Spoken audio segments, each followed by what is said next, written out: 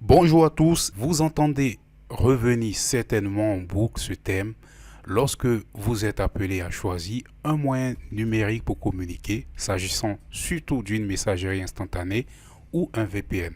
Si presque toutes les messageries instantanées incluent ou prônent l'intégration du chiffrement de bout en bout, cela nous pousse dans cette vidéo à vous définir le chiffrement de bout en bout, son fonctionnement, ses contraintes et, comme d'habitude, finit par des conseils de bonne conduite numérique. La première question à répondre est donc, qu'est-ce que le chiffrement de bout en bout, ou en anglais end-to-end encryption? Le chiffrement de bout en bout consiste à chiffrer les messages sur un dispositif pour que seul le dispositif auquel il est envoyé puisse le chiffrer. Le message effectue tout le voyage entre l'expéditeur et le destinataire sous forme chiffrée.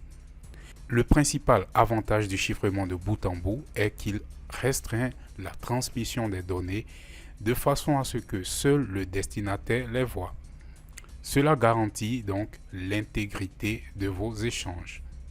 Pour le fonctionnement, je mettrai dans la description une vidéo pour voir donc comment s'effectue le chiffrement de bout en bout. La question d'après est donc de savoir si le chiffrement de bout en bout assure la sécurité sur tout le long de la session de communication. Le chiffrement de bout en bout a bien évidemment ses limites. En utilisant le chiffrement de bout en bout, les données restent chiffrées jusqu'à ce qu'elles atteignent leur destination finale. On sait tout de même qu'il y a eu conversation entre vous et votre correspondant. Le serveur ne peut pas lire les messages, mais sait que vous avez envoyé un message à telle personne à telle heure. Cela suscite l'attention lorsque vous communiquez avec une personne recherchée par les services de renseignement, par exemple.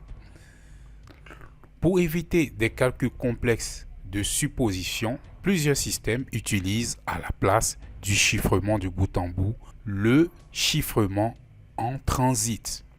Ici, les messages sont chiffrés par l'expéditeur, envoyés d'abord au serveur qui les déchiffre puis les rechiffre et remis au destinataire qui les déchiffre à son tour.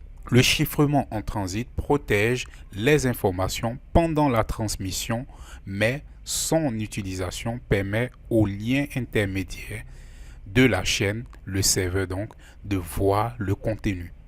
Cela peut être un problème suivant la fiabilité des propriétaires. Vous n'êtes pas sans savoir que tout système ne peut garantir une sécurité exclusive. Imaginons que quelqu'un ait accès au dispositif que vous utilisez pour communiquer. Cette personne pourra lire tous vos messages rédigés en se faisant passer pour vous et au besoin transférer vos données ou même installer un logiciel espion. Que faire alors? Protégez vos appareils avec des codes PIN ou l'empreinte digitale si votre appareil inclut cette technologie. Chiffrez vos dossiers et vos données sensibles. Faire des sauvegardes régulières de vos données. Mettre à jour ces applications et systèmes d'exploitation. Enfin, même si vous prenez soin de bien protéger tous vos dispositifs et que vous savez que personne ne peut accéder à vos messages depuis vos appareils, vous ne connaissez pas la situation du dispositif utilisé par la personne avec qui vous communiquez. Le chiffrement de bout en bout n'est d'aucune aide dans ce cas. Malgré ses limites, le chiffrement de bout en bout est actuellement la méthode la plus sûre pour transférer des données confidentielles. Et c'est pourquoi de plus en plus de services de communication l'adoptent. C'est une bonne chose. Votre vie numérique est aussi votre vie. Prenez-en soin. Merci et à bientôt.